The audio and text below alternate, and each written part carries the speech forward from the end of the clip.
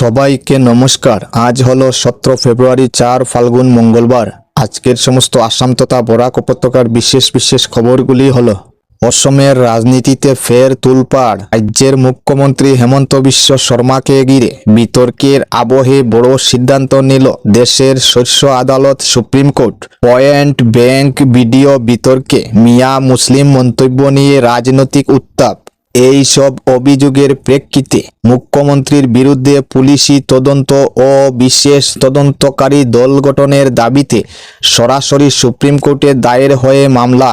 কিন্তু সোমবার শীর্ষ আদালত স্পষ্ট জানিয়ে দিল, এই পর্যায়ের তারা হস্তক্ষেপ করবে না। প্রধান বিচারপতি সূর্যকান্তের নেতৃত্বাধীন বেঞ্চ আবেদনকারীদের নির্দেশ দিয়েছে আগে গুয়াহাটি হাইকোর্টের দ্বারস্থ হতে, অর্থাৎ আইনি লড়াইয়ের প্রথম মঞ্চ হওয়া উচিত। সংশ্লিষ্ট হাইকোর্ট এই বার্তাই তুলে ধরল সুপ্রিম কোর্ট। তবে মামলাটি খারিজ করেই থেমে থাকেননি আদালত। রাজনৈতিক দলগুলির উদ্দেশ্যে গুরুত্বপূর্ণ পর্যবেক্ষণও দিয়েছে বেঞ্চ। সংবিধানের সীমার মধ্যেই রাজনৈতিক কর্মকাণ্ড পরিচালিত হওয়া উচিত। একই সঙ্গে আদালতের প্রশ্ন, হাইকোর্টকে এড়িয়ে সরাসরি সুপ্রিম কোর্টে যাওয়ার প্রবণতা কি বিচার ব্যবস্থার ধাপগুলোকে অস্বীকার করছে? পরবর্তী খবরটি হলো, মামুলি সর্দি কাশি আর তাতেই অকারণে অ্যান্টিবায়োটিক। চুপিসারে বাড়ছে এক নীরব বিপদ। এই পরিস্থিতি নিয়ে উদ্বেগ প্রকাশ করেছে Indian council for medical research. দেশ জুড়ে বিভিন্ন হাসপাতালের তথ্য বিশ্লেষণে দেখা গেছে, যেখানে প্রয়োজন নেই সেখানেও দেদার ব্যবহার হচ্ছে শক্তিশালী ঔষধ। ফলে ধীরে ধীরে কমে যাচ্ছে অ্যান্টিবায়োটিকের কর্মকারিতা, যা ভবিষ্যতের চিকিৎসা ব্যবস্থার জন্য বড় সতর্কবার্তা। এই বাড়তে থাকা ঝুঁকি সামাল দিতে নতুন নির্দেশিকা আনার পথে এগোচ্ছে কেন্দ্র সরকার। প্রস্তাবিত গাইডলাইনে থাকতে পারে সংক্রমণের ধরন অনুযায়ী নির্দিষ্ট ওষুধ ব্যবহারের পরিষ্কার নিয়ম, কখনো পরীক্ষা করে ওষুধ বদলাতে হবে তার নির্দেশ এবং কতদিন পর্যন্ত অ্যান্টিবায়োটিক চালানো উচিত তার সুনির্দিষ্ট সময়সীমা।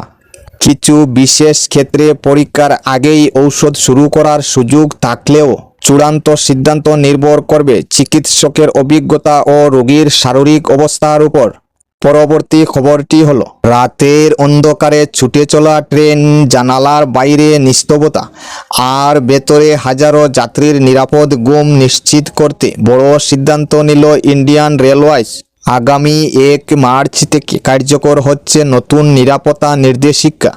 রাত 10টা থেকে সকাল 6টা এই সময়ের মধ্যে ট্রেনের ভিতর মোবাইল ও ল্যাপটপের চার্জিং পয়েন্ট বন্ধ রাখা হবে, অর্থাৎ নির্দিষ্ট সময়ে কোনো ইলেকট্রনিক ডিভাইস চার্জ করা যাবে না।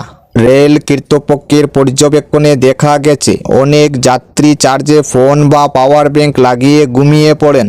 অতিরিক্ত তাপ বা শর্ট সার্কিট থেকে অগ্নিকাণ্ডের ঝুঁকি তৈরি হয়, যা পুরো কামরার জন্য মারাত্মক বিপদের কারণ হতে পারে। সেই আশঙ্কা কমাতেই এই সতর্কতামূলক পদক্ষেপ। শুধু তাই নয়, ট্রেনের ভেতরে দাহ্য পদার্থ বহন কিংবা উচ্চ ক্ষমতার বৈদ্যুতিক যন্ত্র যেমন ইলেকট্রনিক হিটার, কেটলি ইত্যাদি ব্যবহার সম্পূর্ণ নিষেধ করা হয়েছে। লক্ষ্য একটাই, রাত্রিকালীন যাত্রাকে আরও নিরাপদ, শান্ত এবং দুর্ঘটনামুক্ত রাখা। নতুন এই নিয়ম যাত্রীদের কিছুটা অস্বস্তি দিলেও নিরাপত্তার স্বার্থে এটি এক গুরুত্বপূর্ণ উদ্যোগ। পরবর্তী খবরটি হলো, দেশের লক্ষ লক্ষ কৃষকের ভরসা প্রধানমন্ত্রী কিষাণ সম্মান নিধি, কিন্তু এবার সেই তালিকা থেকে বাদ পড়েছে বহু নাম। কেন এই পরিবর্তন? সরাসরি যাচাইয়ের সামনে এসেছে একাধিক কারণ। ভুল আধার নম্বর, অসম্পূর্ণ ব্যাংক তথ্য, এমনকি আয়ের সীমা অতিক্রম করাও বড় কারণ হয়ে দাঁড়িয়েছে। কিছু ক্ষেত্রে আগের কিস্তির তথ্য ঠিকভাবে জমা না দেওয়া সুবিধা বন্ধ হয়ে গেছে সক্রিয়ভাবে। তবে বিশেষজ্ঞদের মতে সঠিক নথি আপডেট করলে যোগ্য কৃষকরা আবারও ফিরে পেতে পারেন এই আর্থিক সহায়তা। তাই এখনও সবচেয়ে জরুরি তথ্য ঠিক করা, নথি যাচাই করা আর নিজের প্রাপ্য অধিকার নিশ্চিত করা। পরবর্তী খবরটি হলো, অসমের রাজনীতিতে নতুন চাঞ্চল্য। প্রদেশ কংগ্রেসের প্রাক্তন সভাপতি ভূপেন কুমার বরার দলত্যাগের খবরে সারগরম রাজনৈতিক মহল। জানা গেছে তিনি নিজের পদত্যাগপত্র পাঠিয়েছেন কংগ্রেসের সর্বভারতীয় নেতৃত্বের কাছে, বিশেষ করে সভাপতি মল্লিকার্জুন খাড়গে এবং নেতা রাহুল গান্ধীর উদ্দেশ্যে। তবে নাটকীয় মোড় শেষ মুহূর্তে সেই পদত্যাগপত্র গ্রহণ করেননি অল ইন্ডিয়া কংগ্রেস কমিটি, বরং বিষয়টি গুরুত্ব দিয়ে দেখছেন রাহুল গান্ধী নিজেই। ফলে ভূপেন বরার ইস্তফা এখনও ঝুলে আছে অনিশ্চয়তার দোলাচলে। এদিকে এই ঘটনায় রাজনৈতিক প্রতিক্রিয়াও তীব্র হয়েছে। অসমের মুখ্যমন্ত্রী হেমন্ত বিশ্ব শর্মা বলেন, সাধারণ পরিবার থেকে উঠে আসা মানুষ কিংবা নিজের ধর্ম সংস্কৃতিকে ভালোবাসা কেউ কংগ্রেসে টিকে থাকতে পারে না। তার দাবি, কংগ্রেসের নেতৃত্বের ক্ষেত্রে পারিবারিক রাজনীতির প্রভাব এখনও স্পষ্ট।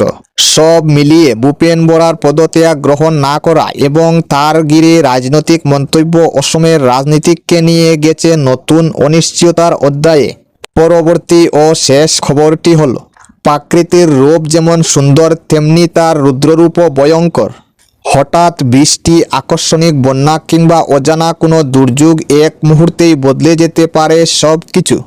এই অনিশ্চয়তার মাঝেই মানুষের নিরাপত্তাকে সবচেয়ে বেশি গুরুত্ব দিয়ে এক নতুন উদ্যোগ নেওয়া হয়েছে। দুর্যোগের আগাম সতর্কতা এখন পৌঁছে যাবে সরাসরি আপনার হাতের মোবাইল ফোনে।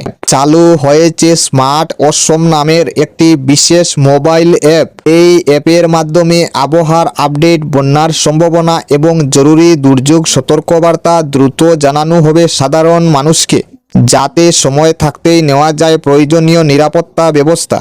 জেলা প্রশাসনের পক্ষ থেকেও সকল নাগরিককে অনুরোধ করা হয়েছে নিজেদের মোবাইলে এই অ্যাপটি ইনস্টল করে সচেতনতার অংশীদার হতে, কারণ একটি আগাম বার্তাই পারে বাঁচাতে বহু মূল্যবান জীবন।